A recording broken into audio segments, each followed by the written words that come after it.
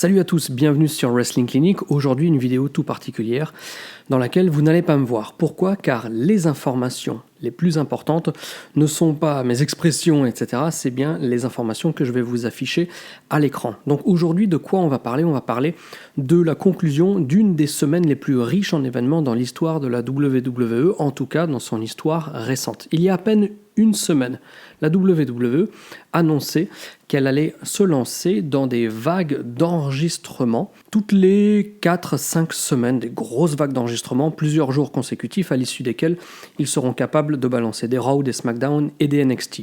Quelques jours après ça, l'État de Floride a décrété que le catch pouvait être considéré comme un business essentiel.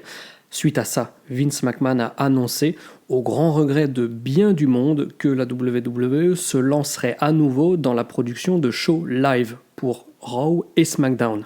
Parallèlement à ça, on a eu une vague sans précédent de renvois, avec tous les détails que vous retrouverez sur une vidéo qui est déjà postée sur la clinique. Je vous mets le lien, bien entendu, dans la description. Donc tous ces éléments combinés ont fait qu'il y a eu un tollé médiatique énorme autour de la WWE et des décisions qui avaient été prises.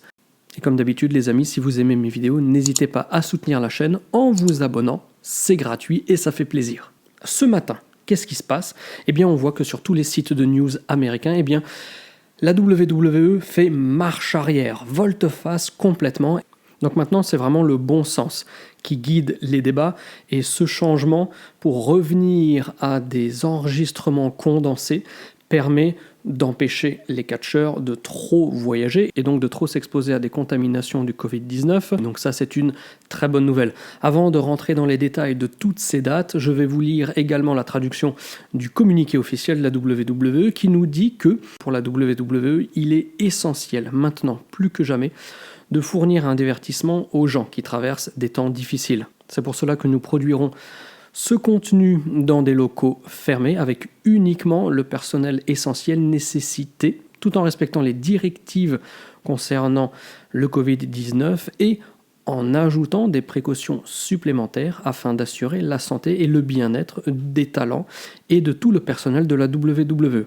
En tant que marque qui est imprégnée dans le tissu social américain, la WWE et ses superstars rassemblent les familles et offrent un sentiment d'espoir, de détermination et de persévérance.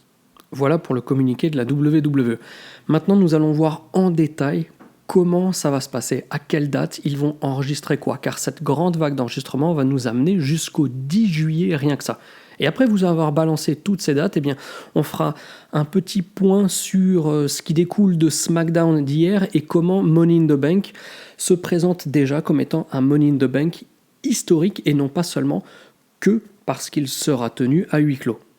Alors au niveau des enregistrements, les 25 et les 27 avril, nous aurons les enregistrements des SmackDown du 1er et du 8 mai, ainsi que les enregistrements de Raw du 27 avril et du 4 mai. Le 29 avril, ce sera l'enregistrement du NXT pour le jour même, ainsi que pour la semaine suivante, le 6 mai.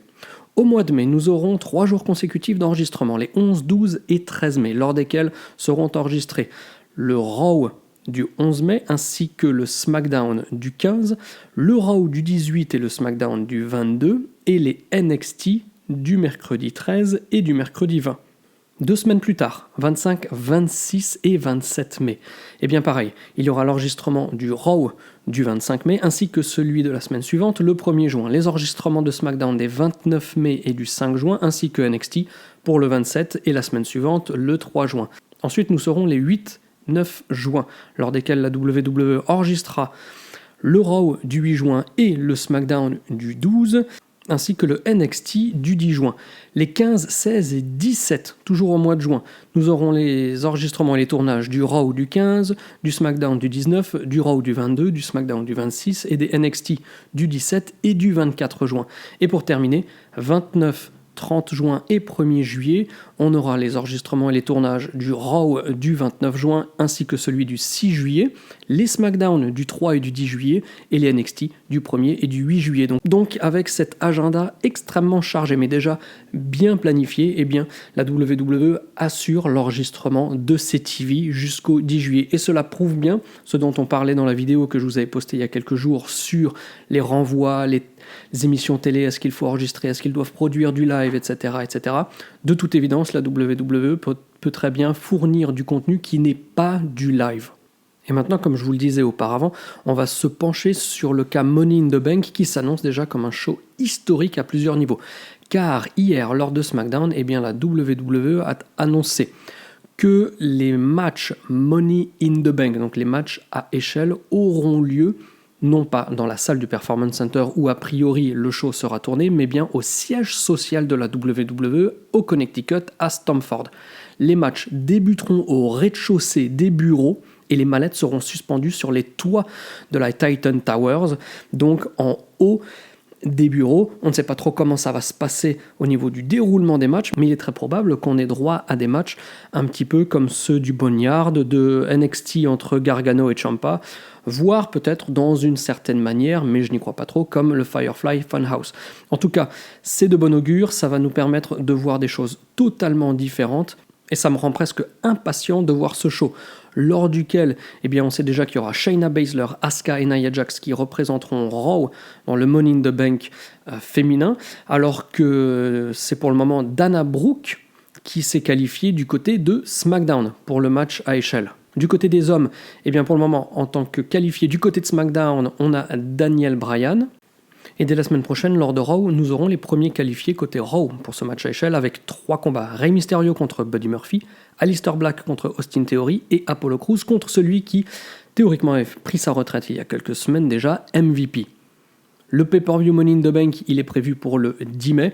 Et lors de ce pay-per-view également, c'est maintenant officiel, Braun Strowman défendra son titre universel contre Bray Wyatt. Donc voilà les amis, une semaine haute en couleurs, une semaine surchargée d'informations, de revirements de situation, bref, c'est un des moments les plus uniques de l'histoire non seulement du monde, mais du catch et de la WWE, donc j'espère que cette vidéo vous a plu, qu'elle vous a permis d'avoir les dernières informations à jour pour savoir un petit peu comment ça se passe dans la tête des officiels de la WWE et dans quelle direction on se dirige pour la préparation de ce pay-per-view Money in the Bank qui finalement arrive très rapidement dès le 10 mai.